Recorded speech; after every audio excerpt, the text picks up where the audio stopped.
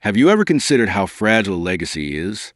An empire can take a lifetime to build, forged in wisdom, sacrifice, and strength, and yet it can be shattered in a single foolish moment. A reputation for greatness, earned over decades, can be undone by a single arrogant sentence. History is a testament to this truth. It is far harder to keep power than it is to inherit it. Today, we journey to the golden age of ancient Israel, to the moment of its greatest glory, and we will witness its catastrophic, instantaneous collapse.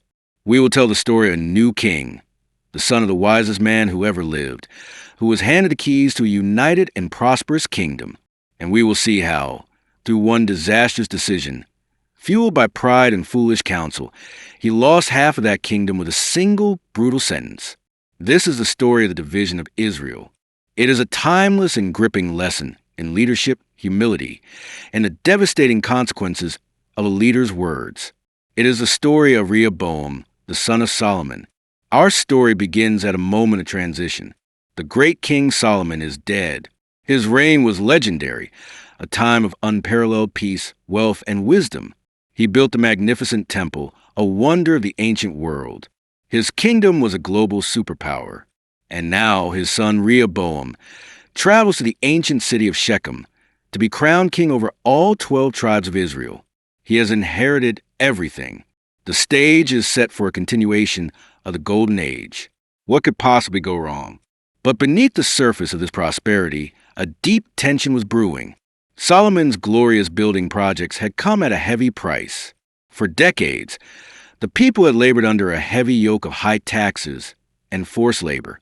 They were weary, and so the leaders of the northern tribes come to the new king, not with a rebellion, but with a reasonable and respectful request. They say, "Your father put a heavy yoke on us, but now lighten the harsh labor and the heavy yoke he put on us, and we will serve you." This is Rehoboam's first test as a leader. The people are offering him their loyalty in exchange for a little compassion. He has a choice, and to his credit, he doesn't answer immediately. He tells them to return in 3 days, and he will seek counsel. Here is the fork in the road, the moment that would define his entire reign. And he is presented with 2 radically different paths. First, he consults the elders, the old men who had served his father Solomon. These are the men who had witnessed Solomon's wisdom firsthand, and their advice is a masterclass in servant leadership. They tell him, "If today you will be a servant to these people and serve them and give them favorable answer, they will always be your servants." This is the path of wisdom, of humility. It is the path that builds a legacy of love and loyalty. But then Rehoboam rejects the advice of the elders, and he turns to the young men he had grown up with, his friends. These are the men who know nothing of the struggle it took to build the kingdom, only the privilege of living in it. And their advice is fueled by insecurity, arrogance, and a lust for dominance. They tell him to crush the people's request, to show them who is in charge. They give him the very words to say, words of brutal, condescending power. The 3 days are up. The leaders of Israel assemble before the new king, their hearts filled with hopeful anticipation.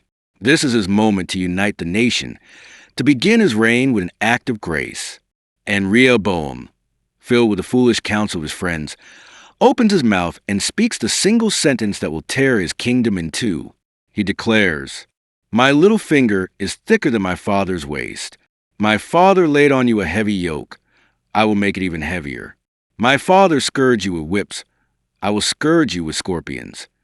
In that moment, the hope of a nation died. With one sentence, he had insulted his father's memory, despised the people's request, and promised a future not of service, but of tyranny. The response is immediate and ferocious. The 10 northern tribes roar back. "What share do we have in David? What part in Jesse's son? To your tents, Israel. Look after your own house, David." The rebellion is instantaneous. The united kingdom of Israel, the glorious legacy of David and Solomon, is shattered, never to be reunited. Rehoboam listened to his arrogant friends instead of the wise elders, with disastrous results. Think of a time you received advice. How do you discern between wise counsel and foolish counsel in your own life? Share your wisdom in comments. But there is a deeper story unfolding here. This was not just a political disaster, it was a divine judgment. The Bible tells us that this event was a direct fulfillment of a prophecy made against King Solomon.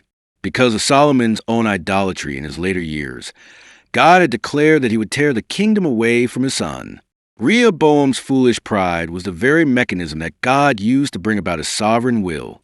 The story of Rehoboam is a powerful and timeless warning for any person in a position of influence.